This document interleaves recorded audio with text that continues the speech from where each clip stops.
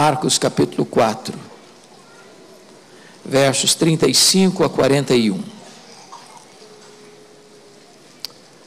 Marcos 4, 35 a 41.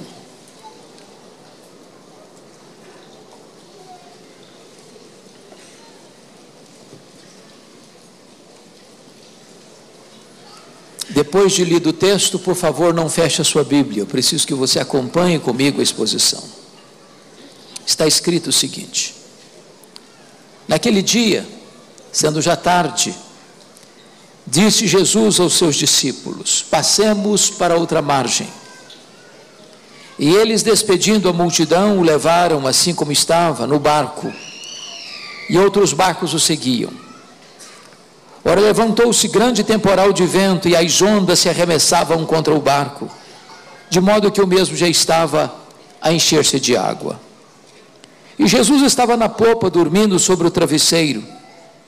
Eles o despertaram e lhe disseram: Mestre, não te importa que pereçamos? E ele, despertando, repreendeu o vento e disse ao mar: acalma-te, emudece. O vento se aquietou e fez-se grande bonança. Então lhes disse: por que sois assim tímidos? Como é que não tendes fé?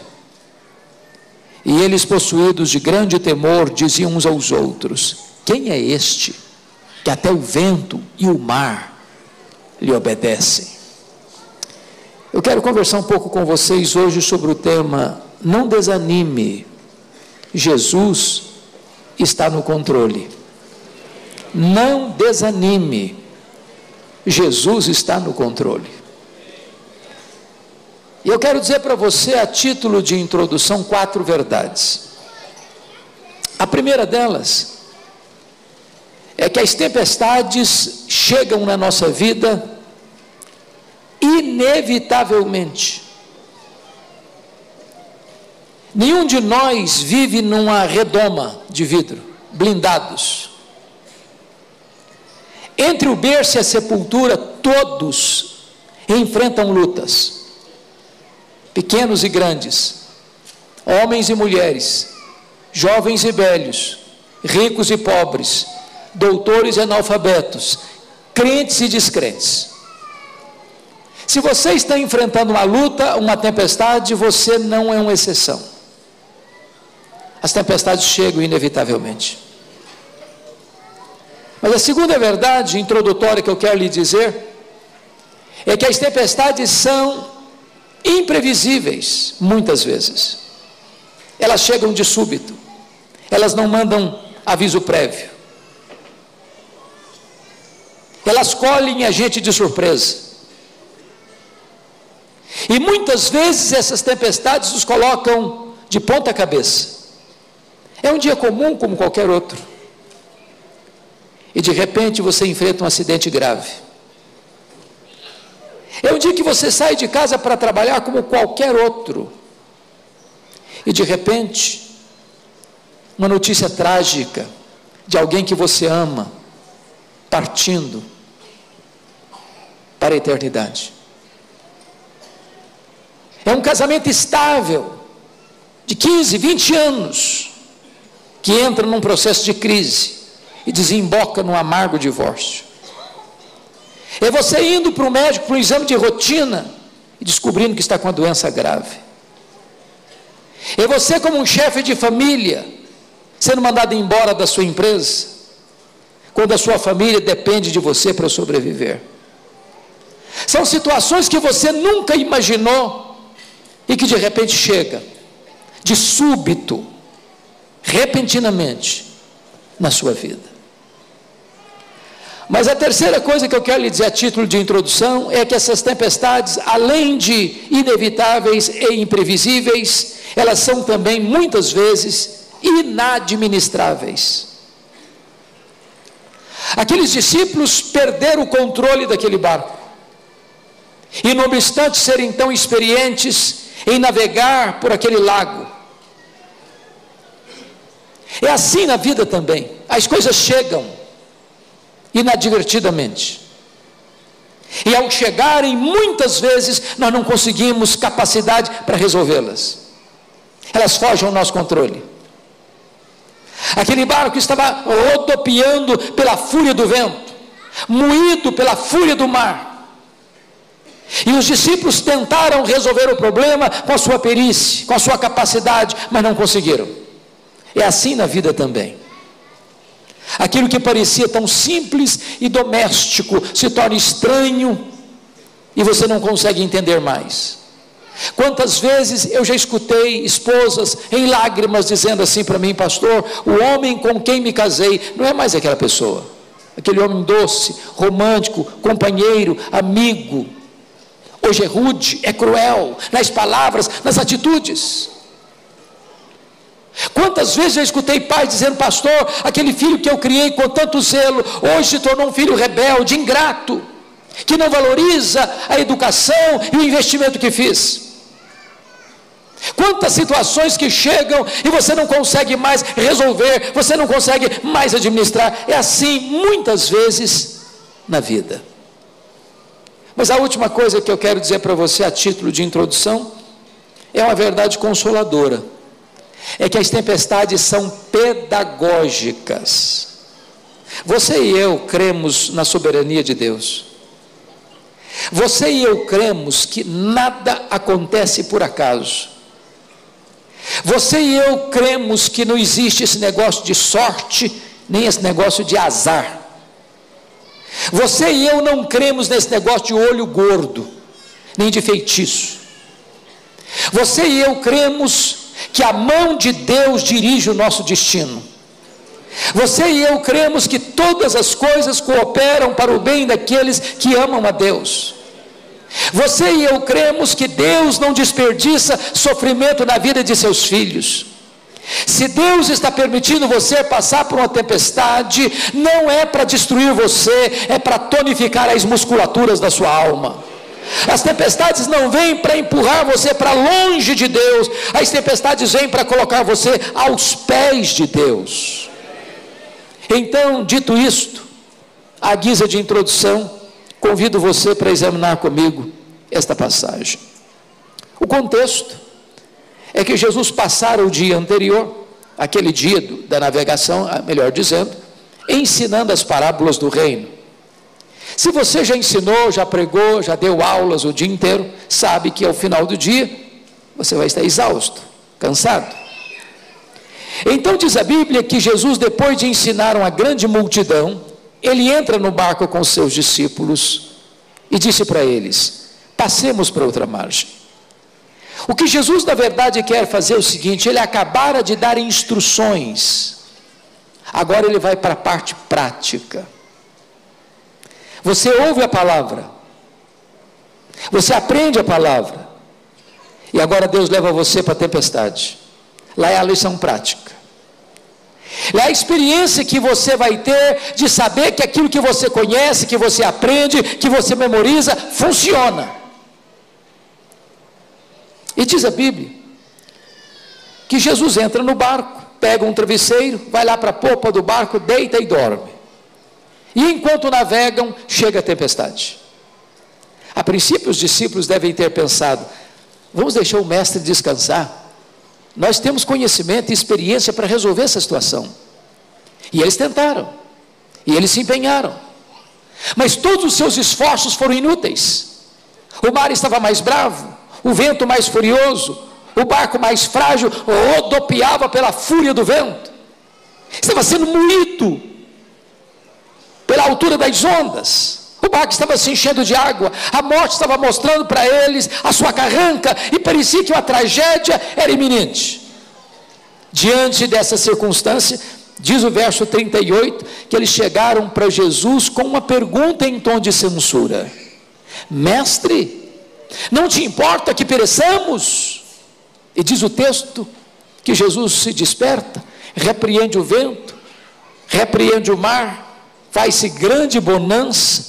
Aí o verso 40, Jesus faz uma pergunta para eles: por que sois assim tímidos? Como é que não tendes fé? E eles, tomados de grande temor, diz o verso 41, que perguntam entre si: quem é este que até o vento e o mar lhe obedecem? Se vocês prestaram atenção, toda esta passagem, toda esta narrativa está focada e centrada em 3 perguntas. Verso 38, a pergunta dos discípulos a Jesus: Mestre, não te importa que pereçamos? A segunda pergunta no verso 40 é de Jesus aos discípulos: por que sois assim tímidos? Como é que não tendes fé? A terceira pergunta está no versículo 41, é entre os discípulos: quem é este que até o vento e o mar lhe obedecem? É sobre essas 3 perguntas que eu quero conversar com vocês nesta noite, para trazer a memória esclarecida de vocês a verdade gloriosa. Não desanime, Jesus está no controle. Vejamos a primeira pergunta: Mestre, não te importa que pereçamos? Eles estão muito desesperados, a morte é iminente, o mar está bravo, o vento está furioso, o barco está sendo varrido, eles não têm mais o controle da situação, o barco está se enchendo de água, é noite, eles estão desesperados. E na hora que todos os recursos humanos se acabam, a pergunta deles é a sua, a minha, a nossa pergunta. É nesse momento que você chega para Jesus e pergunta assim: o senhor não vai fazer nada? O senhor não está vendo o meu aperto? O senhor não está percebendo a minha dificuldade? O senhor não está escutando o meu clamor? O senhor não está vendo que eu já estou pedindo há tanto tempo? O senhor não olha para as minhas lágrimas? O senhor vai continuar dormindo? Os teus ouvidos vão continuar fechados? As suas mãos vão continuar encolhidas? O senhor não se importa que a gente pereça? Essa é a pergunta da angústia. Esta é a pergunta da mãe que chora e não vê a solução do seu filho. Esta é a angústia da esposa que ora pela conversão do seu marido e o vê ainda mais endurecido. Este é o clamor dos pais que veem um filho saindo de casa e entrando na escuridão das sombras mais lôbregas do pecado. Este é o clamor de alguém que está num leito de enfermidade na hora da morte. Agora, por que eles fazem essa pergunta com esse tom de censura? Eu gostaria de sugerir para vocês 3 coisas. Primeiro, a dificuldade deles era conciliar a ordem de Jesus com a tempestade. Jesus disse assim para eles: passemos para outra margem. Então, o que eles esperavam? Chegar seguros na outra margem. No exato momento em que eles estão obedecendo a Jesus, estão enfrentando uma tempestade. Entender a tempestade que Deus mandou atrás do profeta Jonas é fácil. Ele estava numa rota de desobediência. Então preste atenção no que eu vou lhes dizer. Crente desviado é endereço certo de tempestade. Deus manda a tempestade atrás dele. Não para destruí-lo, mas para fazê-lo voltar ao caminho da obediência. Agora, como que você vai entender que você anda com Deus, que você serve a Deus, que você honra a Deus, que você obedece o que Deus manda você fazer e você está enfrentando uma tempestade? Na nossa mente a gente pensa assim: se eu estou andando com Deus, vai dar tudo certo. Se eu estou andando com Deus, o céu vai ser de brigadeiro e a viagem vai ser tranquila. Eles estão em crise, e muitas vezes nós também. Segundo lugar, por que eles estão tão desesperados? Mestre, não te importa que pereçamos? Era a necessidade urgente que eles estavam enfrentando com a aparente demora de Jesus. Isso gerou uma crise no coração deles. Eu pergunto a vocês: o que Jesus estava fazendo naquele barco? Estava dormindo. Quem está dormindo não está agindo. Eu quero dizer para você que muitas vezes a demora de Deus nos agride mais do que a própria circunstância. É quando você ora e não tem resposta. É quando você chora e as suas lágrimas secam no seu rosto e a solução não chega. É quando você jejua e o problema se agrava. É quando você faz uma campanha de oração para uma solução dentro da sua casa e o problema parece que piora. E você pergunta como salmista: até quando, Senhor? Até quando? Pense comigo na história da Marta de Betânia. Lázaro está morrendo e ela manda um recado para Jesus: Senhor, está enfermo aquele a quem amas. Ela não diz: Senhor, vem depressa, corre, muda a tua agenda, venha logo, eu preciso de ajuda. Ela não fala nada disso. Senhor, está enfermo aquele a quem amas, porque quem ama tem pressa em socorrer a pessoa amada. O emissário gastou um dia para ir de Betânia, onde Jesus estava. Quando chega e dá o recado, Jesus diz para os seus discípulos assim: o Lázaro morreu. Mas manda o recado para Marta assim: vai lá e fala para Marta que esta enfermidade não é para a morte, é para a glória de Deus. Aí o cidadão volta, segundo dia, chega atabalhoadamente e diz: ô Marta, Jesus mandou falar para você que essa enfermidade não é para a morte não, é para a glória de Deus. Mas o Lázaro já estava morto e sepultado. Olha o nó na cabeça da Marta. Jesus fica mais 2 dias onde estava. Jesus só vai no 4º dia, e no 4º dia, quando chega, o Lázaro está morto e sepultado há quanto tempo? Há 4 dias. Por que Jesus esperou o 4º dia? Porque havia uma crença entre os rabinos judaicos que um morto poderia ser ressuscitado até o 3º dia. Mas a partir do 4º dia, impossível. Só o próprio Deus em pessoa poderia descer do céu para fazer esse milagre. Pois Jesus espera até o 4º dia, para que a nação de Israel se rendesse ao fato de que ele não era apenas um grande homem, mas o próprio Deus entre os homens. Quando Jesus parece estar atrasado, ele não está atrasado, o relógio de Deus não atrasa. Quando Jesus parece estar atrasado, é porque ele está preparando algo maior e melhor para a sua e para a minha vida. Terceiro lugar, por que eles estão tão aflitos? Mestre, não te importas que pereçamos? Era a dificuldade deles de conciliar o desespero urgente deles com o total silêncio de Jesus. Quem está dormindo não só não está agindo, como não está falando. Eu quero dizer para vocês que o silêncio de Deus grita mais alto nos ouvidos da nossa alma que o barulho mais ruidoso das circunstâncias mais adversas. Quantos de vocês já enfrentaram o silêncio de Deus? Quantas noites sem dormir? Quantas madrugadas de gemidos e lágrimas?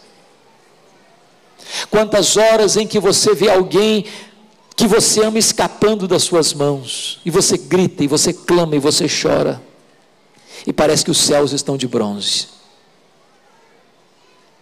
Eu fico olhando a história do Jó, aquele homem que o próprio Deus diz que era o homem mais piedoso da sua geração, e aquele homem enfrenta 5 golpes na vida. Ele sofre um golpe na vida financeira. Ele é sendo mais rico, ele vai à falência. Sendo um pai exemplar, ele sepulta os seus 10 filhos num único dia.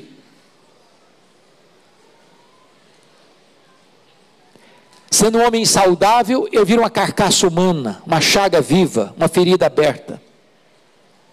Na hora que ele mais precisou de apoio da sua mulher, ela disse para ele: ainda conservas a tua integridade? Amaldiçoa a Deus e morre.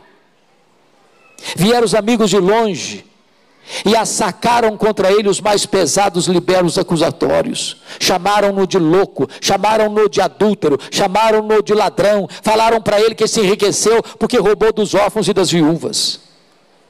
No auge dessa angústia, esse homem ergueu aos céus 16 vezes a mesma pergunta: por que, meu Deus? Por que eu estou sofrendo? Por que a minha dor não cessa? Por que eu não morri no ventre da minha mãe? Por que eu não morri ao nascer? Por que o Senhor não me mata de uma vez?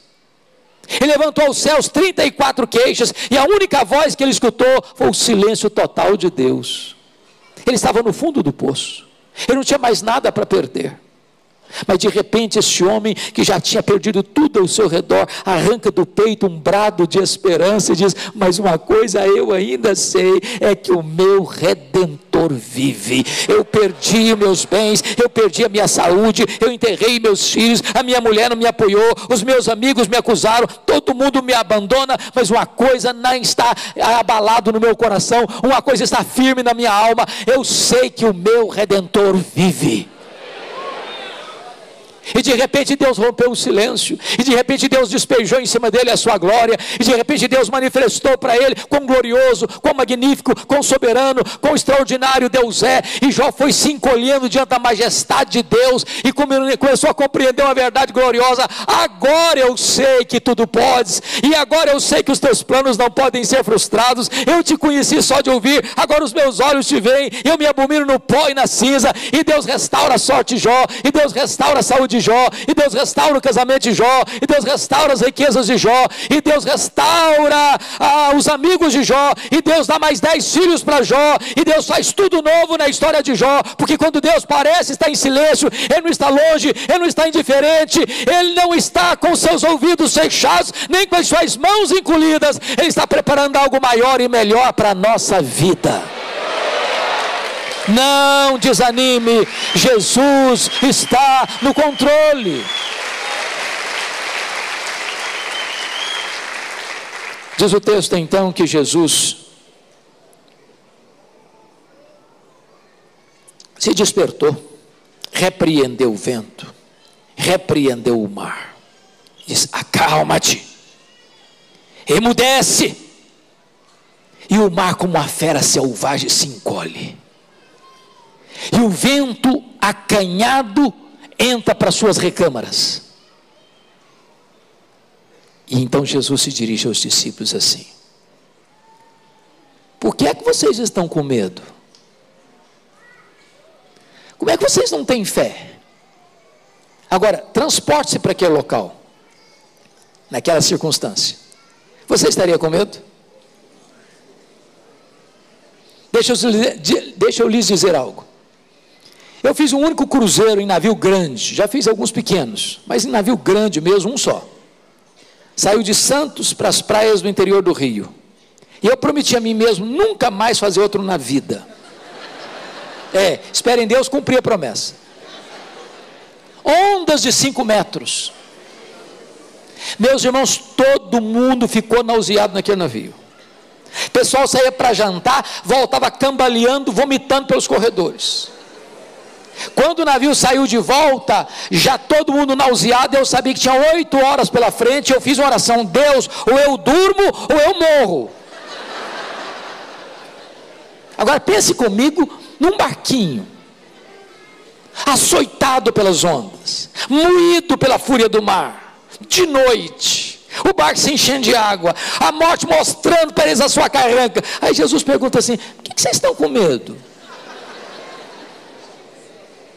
Como é que vocês não têm fé? Mas por que aqueles homens deviam ter fé e não medo? Para ajudar-lhes num recurso mnemônico, darei a vocês 4 motivos, todos começando com a letra P.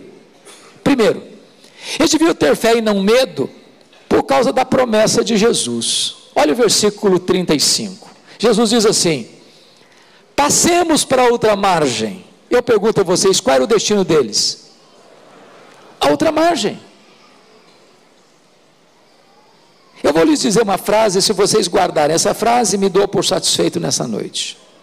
A frase é esta: promessa de Jesus e realidade são a mesma coisa. O que Ele promete, Ele cumpre. Sabe por que você e eu ficamos com medo? É porque nós duvidamos que aquele que fez a promessa é fiel para cumpri-la. Nenhuma das suas palavras cai por terra. Ele vela pela sua palavra em a cumprir. Não escute os profetas do caos, não escute os embaixadores da incredulidade, não se capitule à pregação dos arautos do pessimismo. Alimente a sua mente, a sua alma com as promessas da palavra de Deus. A palavra de Deus é viva, a palavra de Deus é poderosa, a palavra de Deus não pode falhar. As promessas de Deus são infalíveis, fiéis e verdadeiras. Ele prometeu e Ele é fiel para cumprir. Segundo lugar, por que eles deviam ter fé e não medo? Por causa da presença de Jesus. O irmão Jesus estava dentro do barco.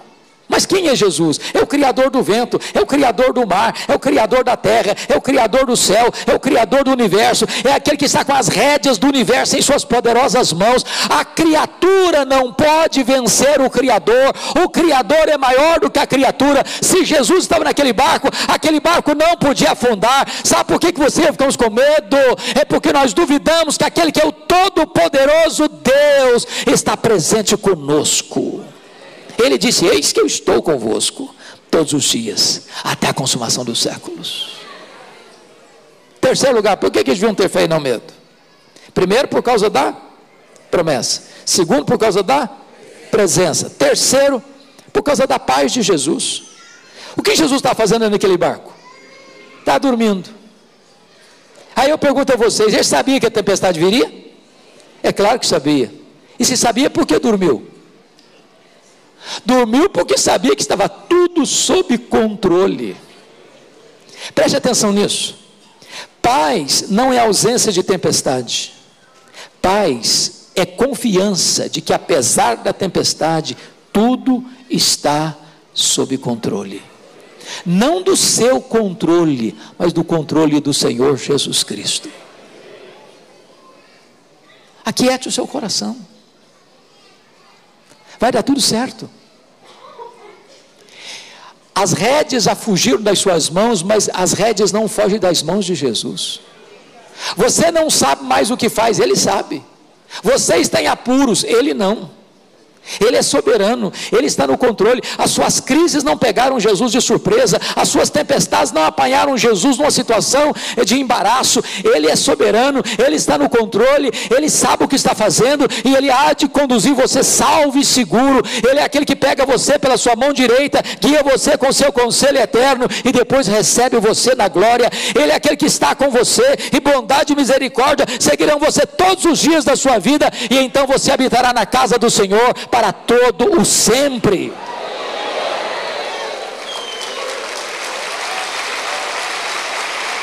Quarto lugar, por que eles deviam ter fé e não medo? Primeiro, por causa da promessa. Segundo, por causa da presença. Terceiro, por causa da paz. Quarto, por causa do poder de Jesus.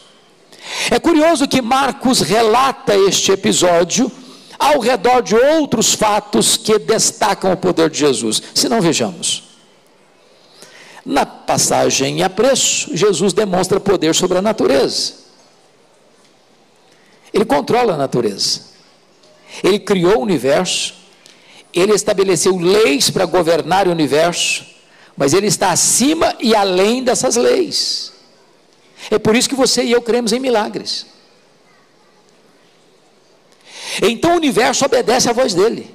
O sol escuta a voz dele, o vento escuta a voz dele, o mar escuta a voz dele, o sol escuta a voz dele, os demônios escutam a voz dele, os anjos escutam a voz dele, o universo se rende à voz dele.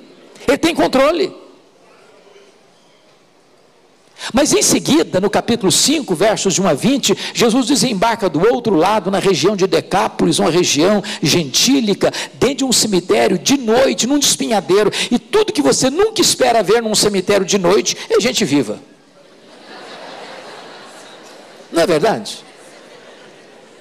Mas esse homem não só está vivo, ele está nu, ele está furioso, ele está se machucando com pedras, ele está tomado por demônios.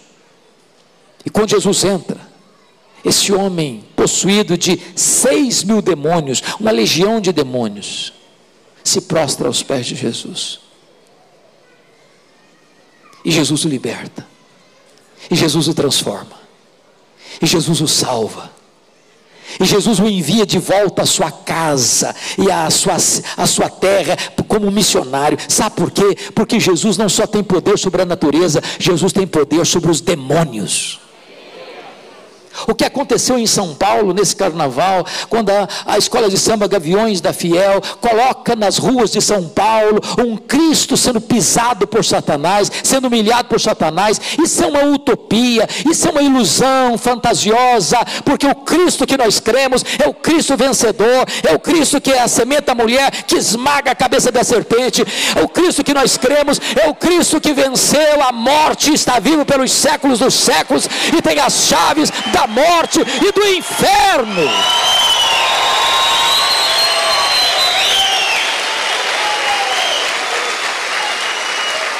Logo em seguida diz a Escritura, ainda no capítulo 5, que uma mulher hemorrágica há 12 anos esvaindo-se em sangue, que tinha gastado todo o seu dinheiro com os médicos sem resultado algum, ela pensou: se eu apenas tocar na orla de suas vestes, eu ficarei curada do meu mal. Ela toca e a hemorragia se estanca na hora. Sabem por quê? Porque Jesus tem poder sobre a natureza, Jesus tem poder sobre os demônios, e Jesus tem poder sobre as enfermidades.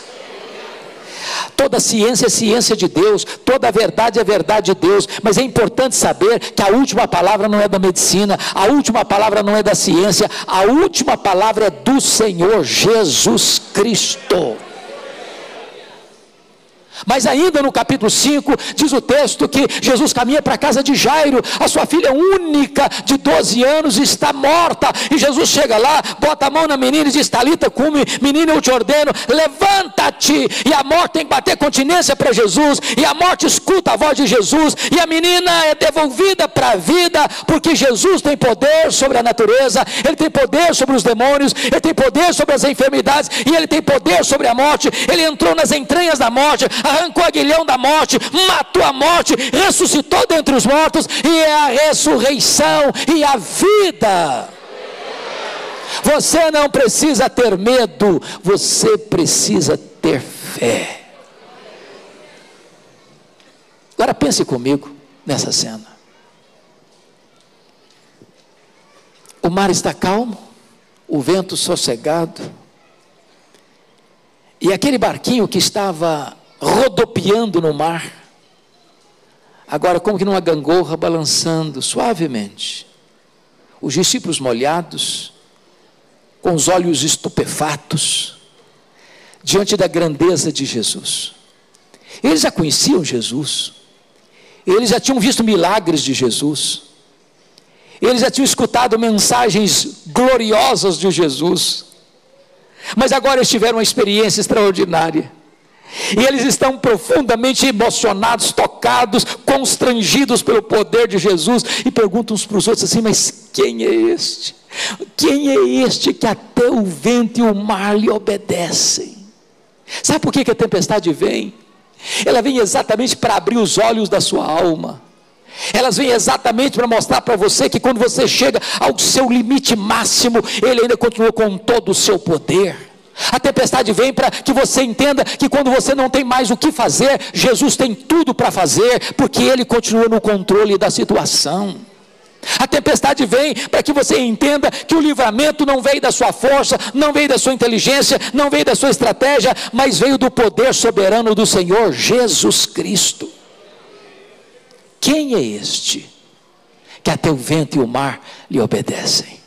Hoje nós poderíamos responder essa pergunta, e nós responderíamos assim: este é aquele que com o Pai e com o Espírito Santo, lá nos refolhos da eternidade, antes que houvesse mundo, entrou num conselho eterno, planejando todas as coisas, inclusive a nossa salvação. Este é aquele que no princípio criou todas as coisas, porque todas as coisas foram feitas por Ele, e sem Ele nada do que foi feito se fez. Sem matéria pré-existente, Ele chamou à existência esse grande e vasto universo. Quem é este? Este é aquele que sustenta todas as coisas pela palavra do seu poder. Quem é este? Este é a semente da mulher que nasceu para esmagar a cabeça da serpente. Quem é este? Este é aquele de quem os patriarcas falaram, para quem os profetas apontaram. Este é o maravilhoso conselheiro, Deus forte, o Pai da eternidade, o príncipe da paz. Quem é este? Este é o sol da justiça, a brilhante estrela da manhã. Quem é este? Este é aquele que foi simbolizado pelo Cordeiro da Páscoa, cujo sangue vertido, colocado no batente das portas, livrou os primogênitos de Israel da morte. Quem é este? Este é aquele que foi simbolizado pelo tabernáculo. Este é aquele que foi simbolizado pela arca da aliança. Este é aquele que foi simbolizado por aquele que estava dentro da arca.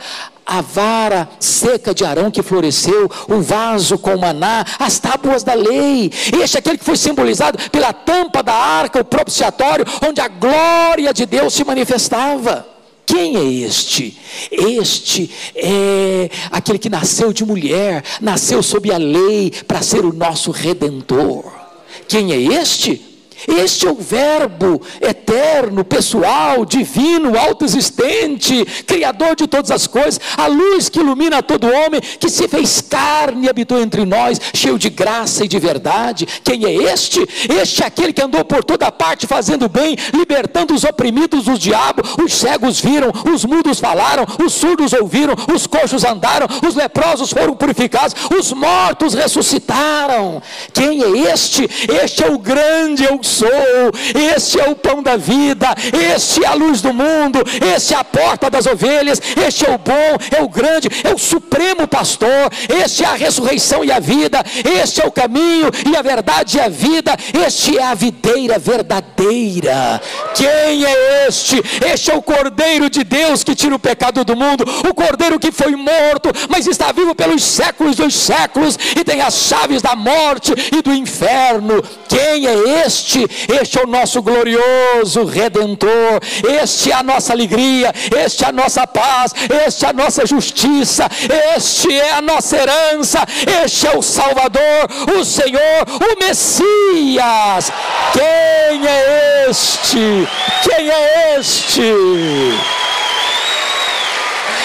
Este é aquele que por amor de nós foi ao Getsemane, e aí ele suou sangue, e aí ele chorou, enfrentando a mais titânica batalha para nos dar a vida eterna. Quem é este? Este é aquele que foi cuspido e esbordoado no sinédrio judaico, este é aquele que foi vilipendiado no pretório romano, este é aquele que por amor de nós não levou em conta a vergonha da cruz, mas pela alegria que lhe estava proposta, abraçou o Calvário, caminhando para a cruz como um rei caminha para a sua coroação. Quem é este? Este é aquele que tomou a cruz sobre si e levou sobre ela os nossos pecados, e debaixo de apupos e vaias de uma multidão ensandecida, avança para o Calvário e ali estende os seus braços e morre por nossos pecados, segundo as Escrituras, é sepultado e ressuscita segundo as Escrituras para nossa justificação. Quem é este? Este é aquele que transformou este patíbulo de horror num palco para a glória de Deus e num instrumento para a nossa salvação. Quem é este? Este é aquele que matou a morte, aquele que entrou nas entranhas da morte, arrancou o aguilhão da morte, matou a morte, inaugurou para nós imortalidade. Quem é este? Este é aquele que foi vitoriosamente para o céu, está sentado à destra de Deus como nosso grande sumo sacerdote. Este é o advogado justo que intercede pelos santos. Este é aquele que derramou o Espírito Santo sobre a igreja, dando a ela dons e poder para avançar na força do Espírito Santo. Quem é este? Este é aquele que vai voltar. Vai voltar pessoalmente, visivelmente, gloriosamente, inesperadamente, repentinamente, inescapavelmente, para buscar a sua igreja. Quem é este? Este é aquele que vai sentar no trono e vai julgar as nações. Quem é este? Este é aquele que vai apanhar a sua noiva e entrar com ela para as bodas do Cordeiro, para uma festa que nunca mais vai acabar. Os nossos olhos serão enxugados de toda lágrima, não haverá mais pranto, nem choro, nem dor, porque todas as primeiras coisas passaram. Quem é este? Este é o nosso glorioso Deus e Salvador, Jesus Cristo. Este é aquele que diz para você e para mim: Você não precisa ter medo. Você precisa ter fé. Porque eu, Jesus, estou no controle. A Ele a glória, a Ele o louvor, a Ele a honra, agora e pelos séculos eternos. Aleluia. Amém.